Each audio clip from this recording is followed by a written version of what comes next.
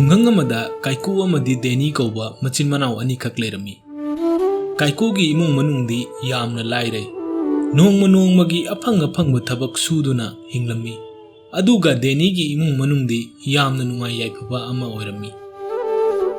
ꯃꯃꯥ ꯅꯪꯕꯨ ꯇꯥꯔꯤꯕ꯭ꯔꯣ? ꯑꯔꯩꯕ ꯀꯔꯤ ꯀꯔꯤ ꯂꯩꯕꯅꯣ ꯄꯨꯊꯣꯛꯂꯛꯎ, ꯆꯥꯔꯒꯦ ꯑꯩ ꯆꯥꯛ ꯌꯥꯝꯅ ꯂꯥꯝꯃꯤ ꯉꯁꯤꯗꯤ꯫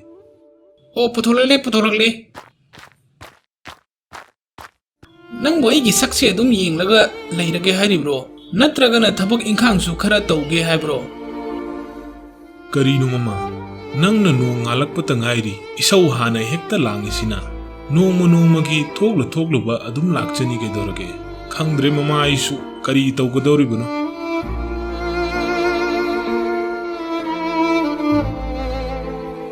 ꯌꯥꯔꯦ ꯈꯪꯖꯔꯦ꯫ ꯅꯪꯒꯤ ꯑꯗꯨꯒꯤ ꯋꯥꯈꯜꯗꯣ ꯂꯩꯔꯤꯕ ꯃꯈꯩ ꯑꯩꯈꯣꯏ ꯑꯁꯦ ꯅꯨꯡꯉꯥꯏꯕ ꯁꯨꯡꯉꯝ ꯍꯦꯛ ꯉꯝꯂꯔꯣꯏ꯫ ꯑꯩꯕꯨ ꯀꯔꯤ ꯑꯣꯏꯔꯁꯤꯅꯣ ꯈꯪꯗ꯭ꯔꯦꯗ, ꯅꯨꯄꯥ ꯑꯃꯗꯤ ꯍꯦꯛ ꯂꯨꯍꯣꯡꯂꯨꯏ꯫ ꯑꯁꯣꯝꯗꯅ ꯅꯨꯄꯤ ꯅꯪꯕꯨ ꯏꯃꯨꯡꯗꯨꯗ ꯀꯩꯗꯧꯔꯤꯅꯣ? ꯏꯁꯤꯡ ꯒ꯭ꯂꯥꯁ ꯑꯃꯗꯗꯤ ꯄꯤꯊꯣꯛꯑꯣꯗꯅ, ꯑꯩꯕꯨ ꯏꯁꯤꯡ ꯈꯧꯔꯥꯡꯕꯗ ꯂꯣꯏꯔꯦ꯫ ꯑꯣ ꯂꯥꯛꯑꯦ꯫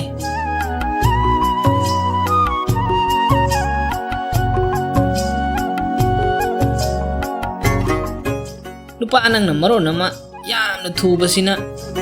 ꯊꯨꯕꯒꯤ ꯋꯥ ꯅꯠꯇꯦꯅꯦ ꯅꯪꯕꯣ, ꯑꯩꯒꯤ ꯄꯥꯕꯨꯡꯅ ꯊꯝꯂꯝꯕ ꯂꯧ ꯏꯪꯈꯣꯜꯁꯤꯡ ꯑꯁꯦ ꯌꯥꯝꯕꯅ ꯂꯣꯏꯅ ꯂꯧꯈ꯭ꯔꯕꯗꯤ ꯀꯝꯗꯧꯅꯤ ꯍꯥ? ꯑꯩ ꯑꯁꯨꯝꯅ ꯑꯗꯨꯝ ꯐꯝꯗꯨꯅ ꯂꯩꯊꯣꯛꯄ ꯌꯥꯔꯤꯕ꯭ꯔꯣ? ꯈꯜꯂꯨꯅꯦ ꯅꯪꯁꯨ, ꯍꯥꯏꯔꯛꯎꯅꯦ꯫ ꯑꯣ ꯌꯥꯔꯦ ꯈꯪꯉꯦ, ꯑꯗꯨꯒꯤ ꯈꯜꯂꯒ ꯂꯩꯔꯗꯤ ꯌꯥꯔꯔꯣꯏ꯫ ꯑꯩꯈꯣꯏꯒꯤ ꯌꯨꯝꯗ ꯅꯨꯡꯇꯤꯒꯤ ꯋꯠꯇꯅꯕ ꯂꯥꯛꯂꯤꯕ ꯄꯩꯁꯥꯁꯤꯡ ꯑꯁꯤꯒꯤ ꯃꯔꯝꯗꯁꯨ ꯈꯔꯗꯤ ꯈꯜꯂꯨ ꯀꯩꯅꯣ? ꯑꯗꯨꯒꯤꯗꯤ ꯀꯔꯤꯒꯤ ꯈꯜꯂꯨꯅꯤꯒꯦ?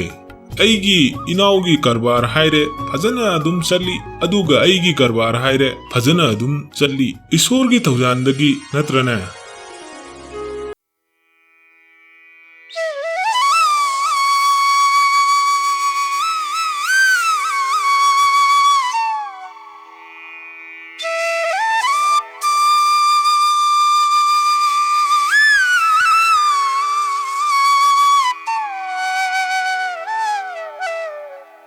ꯐꯪꯕꯗꯤ ꯈꯖꯤꯛꯈꯛ ꯐꯪꯒꯅꯤ꯫ ꯉꯁꯤ ꯐꯥꯎꯕꯗ ꯅꯪꯅ ꯂꯨꯄꯥ 50ꯗꯒꯤ ꯍꯦꯟꯅ ꯄꯨꯔꯛꯄ ꯌꯥꯎꯈꯤꯕ꯭ꯔꯣ? ꯅꯪꯗꯤꯅꯦ ꯃꯤꯅ ꯑꯗꯨꯝ ꯁꯥꯟꯅꯕꯤꯔꯒ ꯂꯩꯕ ꯇꯥꯕ, ꯑꯗꯨꯒ ꯑꯩꯅ ꯉꯁꯤ ꯐꯥꯎꯕ ꯀꯣꯛ ꯄꯥꯏꯔꯒ ꯂꯩꯕ ꯅꯠꯇꯅ ꯀꯔꯤꯁꯨ ꯎꯄꯥꯏ ꯂꯩꯇꯦ꯫ ꯍꯦ ꯏꯁꯣꯔ, ꯑꯩꯒꯤ ꯄꯨꯟꯁꯤ ꯑꯁꯦ ꯑꯁꯨꯝꯅ ꯑꯗꯨꯝ ꯂꯩꯕ ꯇꯥꯔꯕ꯭ꯔꯥ ꯈꯪꯗ꯭ꯔꯦꯗ꯫ ꯀꯔꯤꯁꯨ ꯈꯜꯂꯨꯅꯨꯁꯦ ꯃꯃꯥ, ꯑꯩ ꯉꯁꯤꯗꯒꯤꯅꯦ ꯅꯨꯡꯇꯤꯒꯤ ꯖꯪꯒꯜꯗ ꯊꯕꯛ ꯁꯨꯕ ꯆꯠꯂꯗꯕꯅꯤ, ꯑꯗꯨꯒ ꯁꯤꯡ ꯆꯟꯗꯨꯅ ꯕꯖꯥꯔꯗ ꯌꯣꯟꯒꯅꯤ꯫ ꯑꯗꯣ ꯑꯩ ꯍꯧꯖꯤꯛ ꯆꯠꯅꯕ ꯇꯧꯒꯦ ꯃꯃꯥ, ꯅꯪꯒꯤ ꯃꯥꯏꯊꯣꯡ ꯑꯗꯣ ꯑꯩꯅ ꯃꯣꯃꯣꯟ ꯃꯤꯅꯣꯛ ꯁꯣꯏꯗꯅ ꯅꯣꯛꯍꯟꯒꯗꯧꯔꯤꯕꯅꯤ ꯃꯃꯥ꯫ ꯑꯗꯨꯝꯅ ꯇꯧꯔꯕꯗꯤ ꯑꯩꯁꯨ ꯋꯥꯈꯜ ꯑꯁꯦ ꯅꯨꯡꯉꯥꯏꯗꯅ꯫ ꯑꯗꯣ ꯑꯩ ꯅꯪꯅ ꯍꯜꯂꯛꯄ ꯉꯥꯏꯔꯝꯒꯗꯧꯔꯤꯕꯅꯤꯀꯣ꯫ ꯑꯁꯨꯝꯅ ꯀꯥꯏꯀꯨꯅ ꯖꯪꯒꯜꯗ ꯂꯥꯛꯄꯗ ꯃꯇꯝ ꯑꯗꯣ ꯌꯥꯝꯅ ꯊꯦꯡꯈꯤꯔꯝꯃꯤ꯫ ꯌꯨꯝꯗꯒꯤꯗꯤ ꯊꯕꯛ ꯁꯨꯔꯨꯒꯦ ꯍꯥꯏꯔꯝꯂꯒ ꯑꯌꯨꯛꯇꯒꯤ ꯂꯥꯛꯄꯅꯤ, ꯑꯗꯨꯕꯨ ꯊꯕꯛ ꯑꯃ ꯐꯥꯎꯕ ꯁꯨꯗ꯭ꯔꯤ꯫ ꯅꯨꯃꯤꯠꯁꯨ ꯌꯧꯈ꯭ꯔꯦ, ꯌꯦꯡꯒꯜ ꯌꯧꯒꯗꯕꯁꯨ ꯌꯥꯝꯅ ꯋꯥꯠꯂꯤ ꯇꯧꯔꯤꯁꯦ꯫ ꯑꯩꯕꯨ ꯉꯁꯤꯗꯤ ꯃꯤꯋꯥ ꯁꯣꯏꯗꯅ ꯇꯥꯕ ꯁꯣꯏꯔꯔꯣꯏꯗ꯫ ꯑꯁꯨꯝ ꯂꯥꯛꯄꯗ ꯂꯝꯕꯤꯗ ꯌꯥꯝꯅ ꯑꯍꯜ ꯑꯣꯏꯔꯕ ꯅꯨꯄꯥ ꯑꯃ ꯀꯥꯏꯀꯨꯒ ꯊꯦꯡꯅꯔꯝꯃꯤ꯫ ꯅꯨꯄꯥ ꯃꯆꯥ, ꯑꯩ ꯆꯥꯛ ꯂꯥꯝꯕꯗ ꯂꯣꯏꯔꯦ, ꯅꯪꯉꯣꯟꯗ ꯆꯥꯅ ꯊꯛꯅꯕ ꯌꯥꯎꯔꯕꯗꯤ ꯈꯤꯇꯪ ꯄꯤꯌꯨꯕ꯫ ꯍꯣꯏ ꯌꯥꯎꯔꯤ ꯄꯥꯕꯨꯡ, ꯑꯩ ꯂꯧꯊꯣꯛꯆꯔꯛꯀꯦ꯫ ꯁꯦ ꯂꯧꯁꯤꯟꯕꯤꯔꯣ ꯄꯥꯕꯨꯡ꯫ ꯑꯗꯣ ꯄꯥꯕꯨꯡ, ꯑꯩ ꯑꯃꯨꯛ ꯆꯠꯆꯔꯨꯈꯤꯒꯦ꯫ ꯑꯗꯨꯒ ꯀꯥꯏꯀꯨꯅ ꯖꯪꯒꯜ ꯇꯝꯅ ꯑꯃꯨꯛ ꯂꯥꯛꯄꯗ ꯂꯝꯕꯤꯗ ꯂꯥꯏꯔꯔꯕ ꯁꯤꯡ ꯆꯟꯕ ꯅꯨꯄꯥ ꯑꯃ ꯀꯞꯇꯨꯅ ꯂꯩꯕꯗꯣ ꯃꯍꯥꯛꯅ ꯎꯔꯝꯃꯤ꯫ ꯀꯔꯤꯅꯣ ꯑꯩꯅ ꯇꯧꯒꯗꯧꯔꯤꯕꯁꯤꯕꯣ? ꯌꯨꯝꯗ ꯆꯥꯅ ꯊꯛꯅꯕ ꯀꯔꯤꯁꯨ ꯂꯩꯍꯧꯗꯦ, ꯑꯗꯨꯒ ꯑꯩꯒꯤ ꯁꯤꯡꯖꯪ ꯑꯁꯤꯁꯨ ꯇꯦꯛꯈ꯭ꯔꯦ꯫ ꯑꯩꯗꯤ ꯃꯥꯡꯖꯔꯦꯗꯅ꯫ ꯉꯁꯤ ꯑꯩꯅ ꯁꯤꯡ ꯆꯜꯍꯧꯗ꯭ꯔꯕꯗꯤ ꯑꯩꯒꯤ ꯏꯆꯥꯁꯤꯡ ꯑꯗꯣ ꯆꯔꯥ ꯁꯣꯏꯗꯅ ꯍꯦꯜꯂꯒꯅꯤ꯫ ꯑꯩꯕꯨ ꯀꯔꯤ ꯑꯣꯏꯔꯁꯤꯅꯣ ꯈꯪꯗ꯭ꯔꯦ꯫ ꯀꯔꯤ ꯇꯧꯕ ꯌꯥꯎꯔꯒꯦ ꯃꯔꯨꯞꯅ ꯀꯞꯂꯤꯕꯁꯤꯕꯣ? ꯑꯃꯨꯛꯇ ꯍꯥꯏꯌꯨꯁꯦ, ꯍꯥꯟꯅ ꯀꯔꯤ ꯇꯧꯔꯒꯦ ꯅꯪꯕꯣ? ꯃꯔꯨꯞ, ꯀꯔꯤ ꯍꯥꯏꯒꯗꯧꯔꯤꯕꯅꯣ ꯈꯪꯗ꯭ರೆ꯫ ꯁꯤꯡꯖꯪ ꯑꯃꯈꯛ ꯂꯩꯖꯕꯁꯦ ꯁꯤꯡ ꯆꯜꯂꯤꯉꯩꯗ ꯇꯦꯛꯊꯣꯛꯈ꯭ꯔꯦ꯫ ꯃꯍꯥꯛꯀꯤ ꯃꯇꯦꯡꯗꯒꯤ ꯅꯨꯡꯇꯤꯒꯤ ꯑꯩꯒꯤ ꯏꯃꯨꯡ ꯃꯅꯨꯡꯒꯤ ꯃꯇꯦꯡ ꯑꯣꯏꯔꯤꯕꯅꯤ꯫ ꯀꯔꯤꯒꯨꯝꯕ ꯑꯩꯅ ꯉꯁꯤ ꯁꯤꯡ ꯆꯜꯍꯧꯗ꯭ꯔꯕꯗꯤ ꯄꯤꯛꯂꯤꯕ ꯑꯩꯒꯤ ꯏꯆꯥꯁꯤꯡ ꯑꯗꯣ ꯆꯔꯥ ꯍꯦꯜꯂꯒꯅꯤ꯫ ꯁꯦ ꯃꯔꯨꯞ ꯀꯞꯂꯅꯨ, ꯑꯩꯒꯤ ꯁꯤꯡꯖꯪ ꯑꯁꯦ ꯅꯪꯒꯤ ꯑꯣꯏꯖꯔꯣ꯫ se lausilusi. Kaikuna mahaki yaujarakpa singjang adu lairaba singjanba nupa aduda pithoamni. Aduga Kaiku yungi maikai tamna amuk halakpada lambida lairaba nupa ama amuk thengnaramni. Hoima ingmana suloire taurise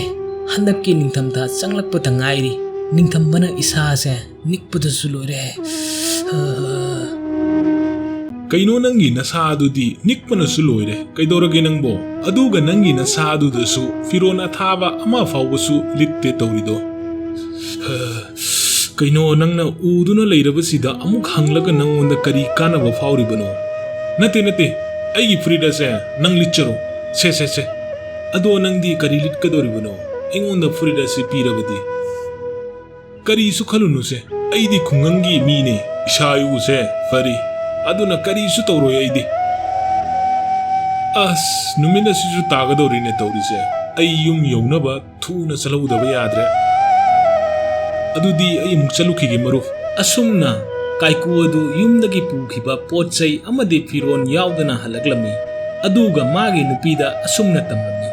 mama ngasidi thabak amada tawba nangkhidre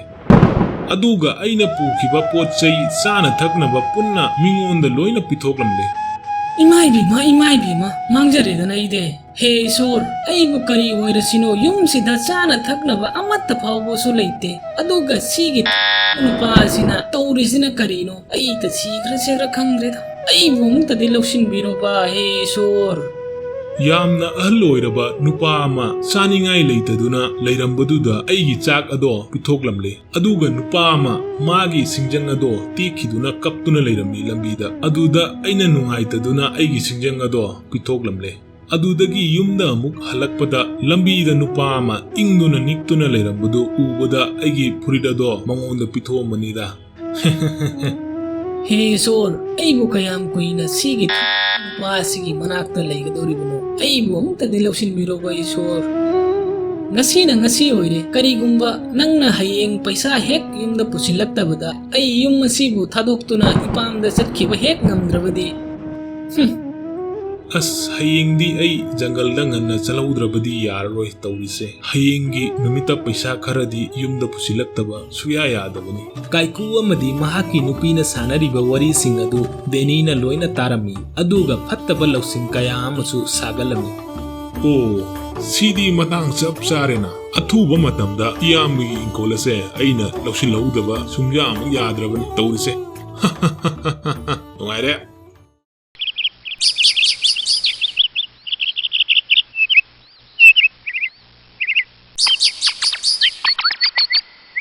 Nong he ngalakpaga Kaiku adu yamna thuna jungle da chattuna sing salami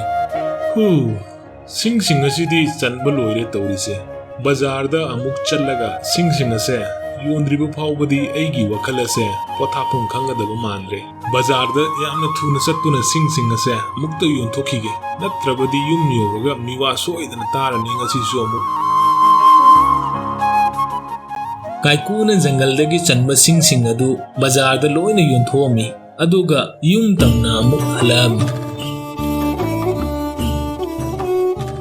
ngasidi mamado aingonda sawa sungam hengamlaroi maramdi paisa mayam amasu puraga changle ngasidi wara ngasidi haksang nasisu wabana su lore thabak mayam ase tawbada khong asisu thangbo bo he thoktre tawrise aibu ngahak pothakhibana phagadaba male ada leiriba pukri asigi mapanda horiba ukhong asida ngahak pothage ado mai mitse phet hana tathoga pothage natrabadi tumpham mukhangoi asumna Kaikuna mamai adu tanaba nunthabada mahaki yaujarakpa paisa sing ado pukri manumda tasinkhirami as loiredana tawriside kari matawno aina yamna wana talakpa paisa sing ase pukri manungda loina tasinkre aidi mangjaredana tawriside aibu yumda kamdawna changadoribano aduga nupidana kari haina tamgadoribo asumna Kaikugi nupi adu mahak halaktre haiduna thawai waduna leirami Ngasay ayuktagi satkibane hojik numit taraba phawba halaktri tawrise aibu kari oirasige aina ngarang khara ngangkhibaduda saukraba jalla nate asumna mukta tawkhidribani ngarangi duna ahanba natte mamangda kaya amasu thokre adukumba thodok ado adubu mahakti yumda ngantana adum halakpani Kaikugi nupi adu asumna masinda murum sonduna kapamni Matam madumaktada Pukchel Patraba Kaikugi Manau Deni ado yum maduda laglami Deni nangi nayambado ayuktagi thokibane hojik asuk yamna thenglaba phawbada halaktre nang swaibokta chalaga yengbiru aduga mabu amukta yum asida pusinbiro Itaima sida phamlaga asumna khonawado segaiba makai kaplaga karisu kanaroi yambado jangalda singamada sanba ngamamlaroi adunane hojik phawba halakribase Aisu khangi itai magi ibungo ado nang swai phokta sattuna amukta yengbiru Itaima kari haigadoribuno khangre mi ema lakadaba leibane thabak aruba amagi watanabagi kari haigadoribuno khangre ado yum asibude yengbiramage itaimana oina yengbiruro yambado Asumna Kaiku adu ukhong aduda wakhal nungaidaduna hamlambadagi masado waduna tungkhiba khangauramde mahangna tumtharingaida pukri adudagi ahal oiraba nupa ama thoglaklammi aduga Kaikuna leiriba adomda laktuna Kaikubu haudokpirammi Hai nupa macha hawolune nangbo matam ase yamna thengle yumda hannaba tawrune nangbo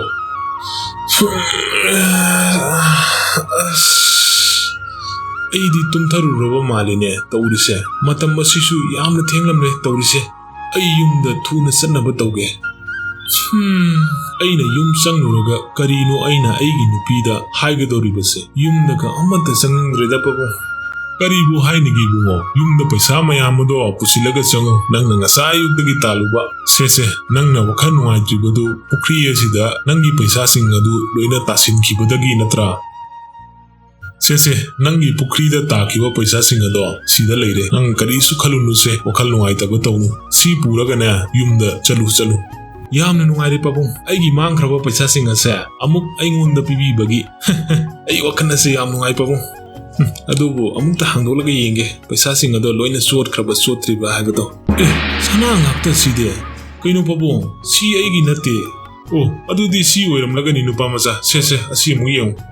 Deni adu Kaikuna leiriba mafam madomda lakpada ahal aduga leibado urami aduga Denina lumlaga makoina tawribado karino haibado yenglammi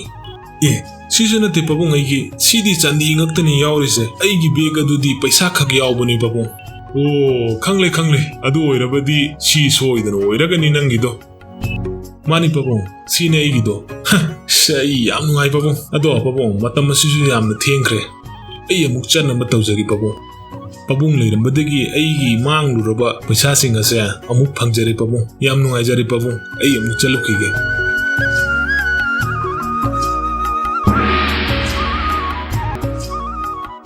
ai yamna pelai nupa macha nangi samjaraba amadi thamoi sengmadu ubada hojikti nang sigi beg ani sisu yumda puraga chacharo ngasi hairiba numit asidagi nangi awaba punna kokchaba ngamjaro aduga nungai yaifana panjaro hais kari noina ngasi uriba sibo ipaibu nasana kurumjari nasabu yaifa thousand amukta tibiramu aigi punsisina leiriba makai asumata tawba ngamba ijage Hayum nangna ningjaba punamok thungjaba oijaro Denina matau singadu ubada angakpa moirami aduga mayamba Kaikugi manakta sangsilami Tamo ai yamna lankhre tamoda aibu amukta ngakpiu ai ngasidagi amuk hanna tawjararoi tamogi aina mangnaba sinkhiba singado ai ngasidagi amuk hanna tawjararoi aduga tamogi lawingkhon saruk amadi yumpham singado ai loina handokjarage yare Inaw nga si gyan tarakpase nayamba yam nuai ado kaido unungda migi mangnaba amadi phattanaba tawgena nang khan nganu ko ngasidagi fare aina nang mo ngakpirabani chininaw ne yumda chalaga nuai na leirurase Miyamna wari asibu nungai birabadi channel asibu like share subscribe tawbiduna bell icon asibu nambiramu